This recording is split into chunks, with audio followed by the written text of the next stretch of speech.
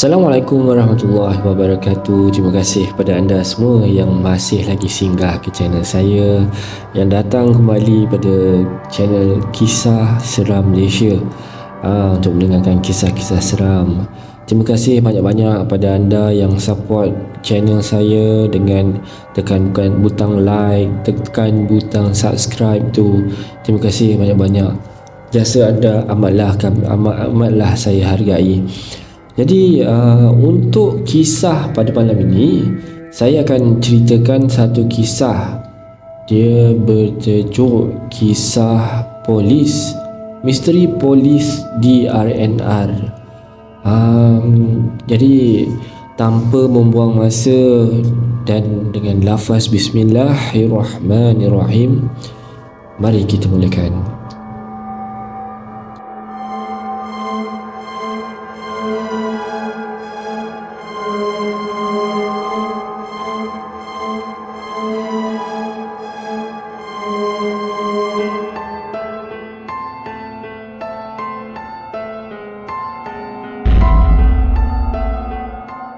Baik. Afifah memencut keretanya dengan laju di lebuh raya. Panggilan kecemasan dari ibunya mengganggu fikirannya. Puan Munah memberitahu dengan menangis terisak-isak. Ayahnya Haji Maddiah dalam keadaan nazak. 2 hari lepas, Afifah rasa berat hati untuk meninggalkan ayahnya dan ayahnya menatapnya dengan mata yang berkaca-kaca, seolah-olah berkongsi perasaan yang serupa. Afifah bergegas dari rumahnya pada malam itu. Perjalanan dari Taman Universiti Johor Bahru ke Seremban perlu diharungi segera. Dia tidak mahu kehilangan ayah kesayangannya dan dia berharap sekiranya Haji Maddiah dijemput ilahi, biarlah dia dapat menatap wajah ayahnya sebelum pergi. Asalnya pada jam 10 malam tadi, Afifah mahu berdating dan makan sapa bersama Amirul tunangnya. Seketika di meja makan di kedai Mamak Baharum, dia mendapat panggilan ayahnya dalam keadaan nazak dan telah dikejarkan ke hospital. Mujur Amirul seorang lelaki yang bertimbang rasa dan baik hati. Dia sanggup membatalkan makan sapa dan menyuruh Afifah supaya pulang segera ke kampung. Myvi kuning Special Edition terus meluncur laju memotong kenderaan lain di lebuh raya dengan kelajuan 140 km per jam. Afifah tidak pernah memecut keretanya selaju ini kerana dia sayangkan kereta tersebut. Ini adalah hadiah dari Haji Maddiah kerana dapat bekerja di UTM untuk memudahkannya pergi kerja dan balik ke kampung. Hujan mulai turun rintik-rintik dan sekali-sekala Afifah menghidupkan wipernya apabila pandangannya mula terganggu. Kadang-kala Afifah menyeka matanya yang mula bergenang air mata. Sebuah kereta Honda Civic EG memotong keretanya dengan laju dan gayanya seolah-olah mengajaknya berlumba. Afifah tidak mengindahkan kereta tersebut. Kereta itu memecut laju semakin sayup meninggalkan keretanya di belakang. "Aku bukannya minat racing," getus hati Afifah. Lagu-lagu silih berganti berkumandang dari speaker keretanya, sengaja dikuatkan untuk mengelakkan mengantuk sepanjang perjalanan. Perutnya mulai memulas. Agaknya makan chicken chop dekat kedai Baharum tadi. Bisik hati kecilnya, kalau nak ikutkan hati, memang dia tidak mahu makan di situ. Tetapi Amirul bersungguh-sungguh mengajaknya. Dia turutkan juga kerana tidak mahu Amirul berkecil hati. Semakin lama, perutnya semakin sakit dan pedih. Mujur hentian sebelah tangkak 1 km di hadapan dan hatinya terasa sungguh lega sekali melihat papan tanda hentian tersebut. Myvi kuning itu memasuki kawasan hentian dan terus ke kawasan tempat meletak kenderaan. Afifah bergegas keluar dan terus menuju ke tandas wanita untuk menunaikan hajatnya.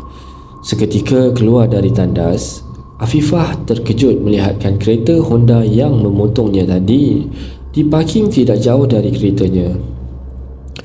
Kelihatan seorang wanita muda sedang membuka bonetnya dan berkepul-kepul asap keluar dari enjin bay kereta tersebut. Wanita itu melambai-lambai ke arah Afifah seolah-olah meminta pertolongan. Afifah berasa kaget, tetapi atas rasa ingin tahu, dia memberanikan diri mendekati kereta tersebut.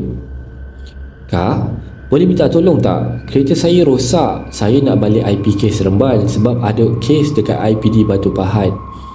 Afifah terpinga-pinga, teragak-agak untuk menolong wanita itu. "Saya Rosni." Wanita itu menghulurkan tangannya dan bersalaman dengan Afifah. "Uish, sejuk betul tangan dia," bisik hati Afifah. "Mungkin pasal aircon kereta kuat sangat kot." Saya Afifah," jawab Afifah.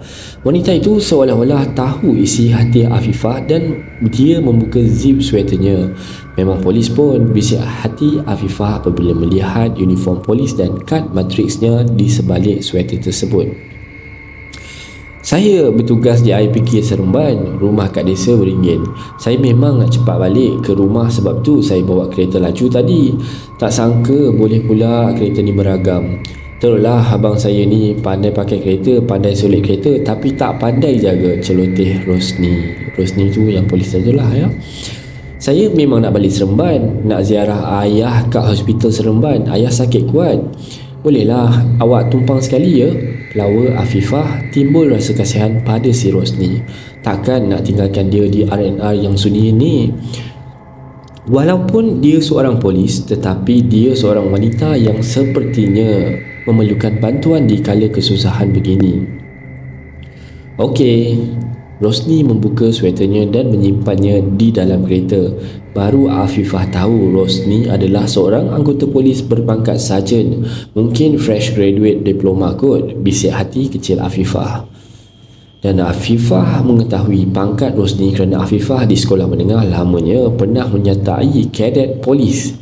Setelah siap mereka berangkat meninggalkan hentian tersebut, kereta Rosni terpaksa ditinggalkan di situ dan Rosni telah menelefon abangnya untuk memaklumkan hal tersebut. Sepanjang perjalanan, mereka berceloteh mengenai diri masing-masing. Afifah dan Rosni berbual seperti seorang rakan yang lama dikenali. Afifah berasa takjub melihat keramahan Rosni, seperti tidak ada rasa kekok dalam berbicara. Sekali-sekala mereka terkekeh ketawa apabila menceritakan kisah-kisah yang menggelikan hati. Kesimpangan tol air keruh baru dilepasi. Punya seronok berbual sampai tidak terasa jauhnya perjalanan, dan kali ini Afifah memandu dengan lebih perlahan dari sebelumnya. "Awak percaya hantu tak?" Rosni memulakan topik baru. Afifah terpana. Entahlah, saya tak pernah jumpa pun sepanjang umur saya," jawab Afifah acuh tidak acuh. Rosni terus bercerita mengenai kisah-kisah mistik sepanjang dia bertugas menguruskan kes-kes, terutamanya kes pembunuhan. Afifah berasa semakin seram dan kesejukan. Aircon kereta semakin menambahkan rasa seram tersebut. "Jom kita pergi makan, kita singgah dekat R&R Jejantas Air Keruh." Tak apa, saya belanja." Afifah memperlahankan keretanya apabila melihat papan tanda R&R di hadapan yang jaraknya kira-kira 2 km. "Agak-agak kalau hantu tu macam muka saya, awak takut tak?" Rosni berseluruh. "Mana ada, takkanlah muka macam awak flawless macam ni ada rupa hantu." Afifah menjawab sambil tergelak. Lawak juga si Rosni ni, cabul-cabul mulut dia pun kelakar juga. Afifah menoleh ke sebelah penumpang. Dia terkejut besar. Nafas dan degup jantungnya seolah-olah terhenti. Rosni yang ditumpangkannya itu bukanlah Rosni. Wajahnya yang ayu dan flawless telah bertukar hodoh. Penuh kesan luka yang mengalir darah segar, dan ada sebihan kaca dan besi tertusuk di dahi dan pipinya. Sebelah matanya terjuntai di pipi kirinya. Dan Rosni menyeringai dengan menayangkan gigi tajamnya. Ya Allah, jadi Afifah. Kereta yang dipandunya hilang kawalan dan merempuh dengan kuat tiang papan tanda R&R. Mujur, kereta tidak dipandu laju dan Afifah pengsan apabila ditujah dengan tujahan airbag.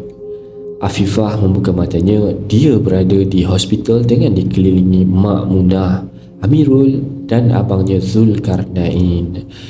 Afifah mengalami kecederaan patah kaki kiri dan rusuk kiri apabila akibat kemalangan itu. Afifah, kenapa bawa kereta laju-laju nak?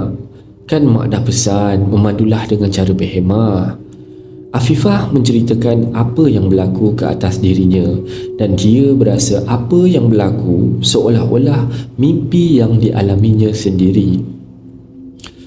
Alung dah agak dah, kat tempat Fifah accident tu memang ada pegawai polis wanita yang mati kemalangan dekat situ. Alung tahu ceritanya.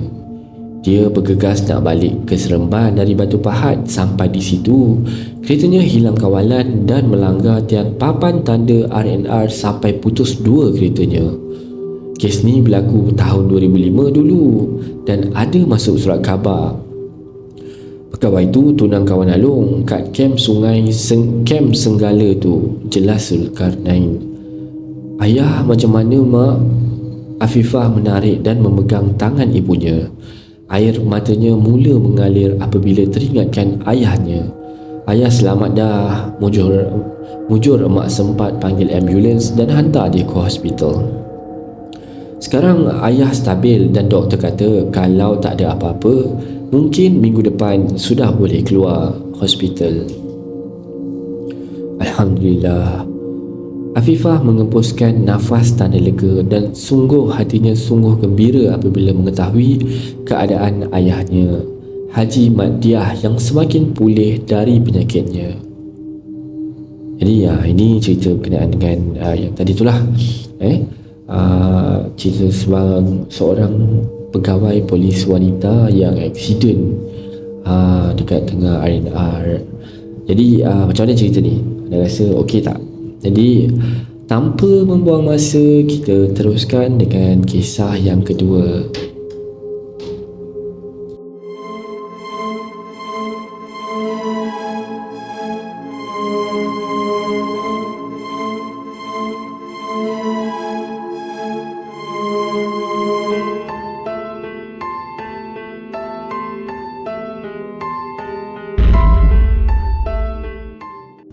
Baik, okey, seterusnya. Cerita yang seterusnya adalah tajuk dia Jalan Bukit Putus.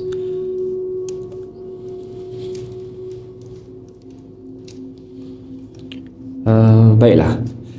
Kejadian ni bukan berlaku pada diri aku sendiri, tapi ayahku. Ayahku sejak kecil lagi memang boleh tengok benda-benda halus ni. Nak kata ada sixth sense macam tak sesuai. Sebab bukan setiap masa dia akan nampak benda-benda ni. Hanya masa-masa beruntung je. Ayahku bekerja sebagai pengawal keselamatan. Dia dah ada hampir 30 tahun pengalaman bekerja dalam bidang ni. Dari pengawal sekolah, kilang, polis bantuan, ladang mall dan macam-macam tempat dia dah pernah bertugas. Boleh kata dah ada PhD dalam bidang pengawal keselamatan ni. Kata dia. Yang aku ni nak cerita bukan pengalaman dia jumpa hantu dekat tempat kerja, tapi pengalaman dia jumpa hantu selepas habis masa bekerja. Dulu keluarga aku memang suka berpindah randah. Boleh kata macam orang nomad versi moden pun ada. Aku pernah tinggal dekat kawasan kampung, pekan dan bandar. Macam-macam tempat aku dah berasa kisah ni masa kami sekeluarga tinggal di kampung dalam tahun awal 2000-an. Maaf. Masa tu tempat kerja ayah aku dalam 50 km dari rumah. Jadi hari-hari ayah aku berulang alik pergi kerja. Kalau dia shift pagi, pukul 5 pagi macam tu dia dah bertolak dari rumah. Ayah aku ni rajin orangnya, selalu dia akan bekerja lebih masa. Kalau ada pengawal lain yang minta tolong ganti tempat pun jarang-jarang dia menolak. Okey, itu sedikit sebanyak introductionnya. Kita mula dengan cerita dia ya. Pada masa ni, ayah aku baru habis kerja shift pagi, tambah dengan OT lagi. So, dia habis kerja dalam pukul 10 malam macam tu. Habis kerja, dia terus start motor kapcai nak balik ke rumah. Motor kapcai, faham-faham lah, selalu 50 km dalam sejam lebih jugalah nak sampai rumah. Lagi-lagi malam kan, kenalah menunggang dengan ekstra berhati-hati sikit. Masa ni, kami tinggal di Negeri Sembilan. Kalau orang Nogori mesti tahu Jalan Bukit Putih yang lama tu kan. Ya, ayah aku setiap hari berulang alik jalan tu. Malam tu ayah aku balik kerja bawa motor macam biasa. Malam-malam dekat jalan lama Bukit Putus tu sunyi. Ada pun kadang-kadang kereta sebiji, dua ataupun lori lalu malam-malam. Jalan lama tu kiri kanan hutan dan gaung. Tengah syok-syok ayah aku bawa motor. Dia perasan sebelah kanan atas bukit sikit ada sekumpulan manusia sedang mengusung keranda. Ayah aku berhentikan motor tepi jalan. Kata ayah tanda menghormati jenazah. Biarlah orang bawa jenazah ni jalan dulu. Itulah yang dia fikirkan masa itu. Dia langsung tak fikir hantu ke apa. Ayah aku pun tengok je lah orang-orang tu ngusung jenazah.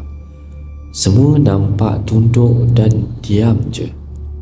Sepanjang perjalanan tu tak ada orang, tak ada dengar orang bercakap ke, menangis ke. Diam je berjalan. Adalah dalam 12 orang macam tu. Semua berpakaian serba putih bersih. Yang lelaki berketayap, yang perempuan berselendang. Sampailah orang yang belakang sekali. Dia berhenti, lepas tu toleh dekat ayah aku. Osman, marilah sama-sama kita hantar jenazah ni ke kuburan. Dia ajak ayah aku ikut sekali hantar jenazah tu pergi ke kubur. Mungkin sebab dia tengok ayah aku duduk tercekat pandang diorang, sebab tu dia berbahasa basi ajak kot. Ayah aku senyum dan cakap minta maaf sebab esok dia kerja. Ayah aku pun malas nak ikut sebab baru habis kerja dan penat. Orang tu pun angguk dan terus jalan. Lepas orang tu pergi, ayah aku pun teruskan perjalanan balik ke rumah. Sampai di rumah baru dia teringat macam manalah mamat tu boleh tahu nama dia Osman, padahal kenal pun tidak. Sudah. Esoknya masa pergi kerja, ayah aku tengok tak jalan pun dah dekat bahagian bukit yang orang-orang tu lalu malam tadi. Yang ada cuma pokok-pokok hutan. Tahulah ayah aku yang malam tadi tu bukanlah manusia, tapi makhluk Allah yang lain. Nasib dia tak ikut. Kalau tak, entah ke celah manalah kubur yang dibawanya nanti.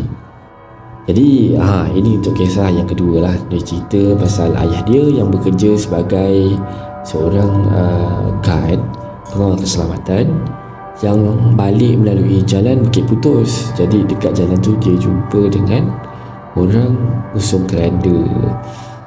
Jadinya macam mana cerita ni, harap korang enjoy.